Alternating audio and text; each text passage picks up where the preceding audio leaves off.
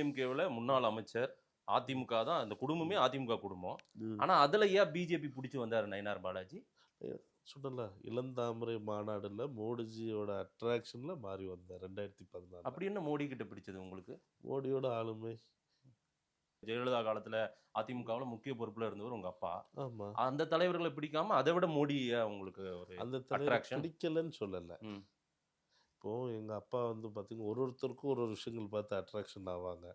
இப்போ நாங்களாம் வந்து சின்ன வயசுலேருந்து பார்த்தீங்கன்னா எம்ஜிஆர் பாட்டு, எங்கள் காரில் போனாலும் எப்போதுமே எம்ஜிஆர் பாட்டு, ம். ஜெயலலிதா அம்மா பார்த்துருக்கோம். எல்லாமே இருந்தாலும் 2014 வந்து மோடிஜி அப்படிங்கிற ஒரு விஷயம் வந்து பூகம்பமாய் புயலாக வந்துச்சு. ம். தமிழ்நாட்டில் வந்து ஒரு மிகப்பெரிய விஷயங்கள்லாம் வந்துச்சு. பல இளைஞர்கள் வந்து அதில் ஜாயின் பண்ணாங்க. ம். அதில் நானும் ஒருத்தன். ஒருத்தருக்கும் ஒரு ஏஜில் ஒரு அட்ராக்ஷன் வரும்ல.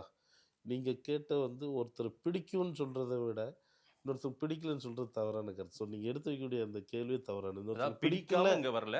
அதை விட பிடிக்காம எனக்கு அவர் வரல. வெகுவா ஈர்க்கப்பட்டு எனக்கு வந்தார். வெகுவாக ஈர்க்கப்பட்ட ஒரு பிரதமர் வாராரு. ம். ஏன்னா வந்து என்னதான் இருந்தாலும் ஏடிஎம்கேங்கிறது ஒரு ஒரு மாநில கட்சி. ம். பிஜேபிங்கிறது ஒரு தேசிய லெவலான கட்சி. தேசிய பணிக்காக போகிற மாதிரி எண்ணி நாங்கள் உள்ளே வந்துட்டோம். அவ்வளோதான். உலக லெவலில் இந்தியாவுக்கு ஒரு மரியாதை ஏற்படுத்தி கொடுத்தவர் மோடிஜி. அந்த நம்பிக்கை அவர் ஏற்படுத்திடுவாருங்கிற நம்பிக்கை குஜராத்தை முன்னெடுத்து கொண்டு வந்திருக்காரு. பிரதமராக வரப்போ நாளைக்கு ஒரு பின்பற்றி போகலாம், ம். தேசிய கட்சி அப்படின்னு சொல்லி நினச்சி வந்தேன். மற்றபடி பிடிக்காமலோ எண்ணம்லையோ இவங்க ஆளுமே இல்லாமலையோ கிடையாது. ம். புரட்சி தலைவர் புரட்சி தலைவி அம்மா மாதிரி ஒரு போல்டு லேடி வராது. ம். பட் இது வந்து தேசிய லெவலில் வர்றதுனால நீங்கள் அட்ராக்ட் ஆகி வந்துட்டு. ரைட்.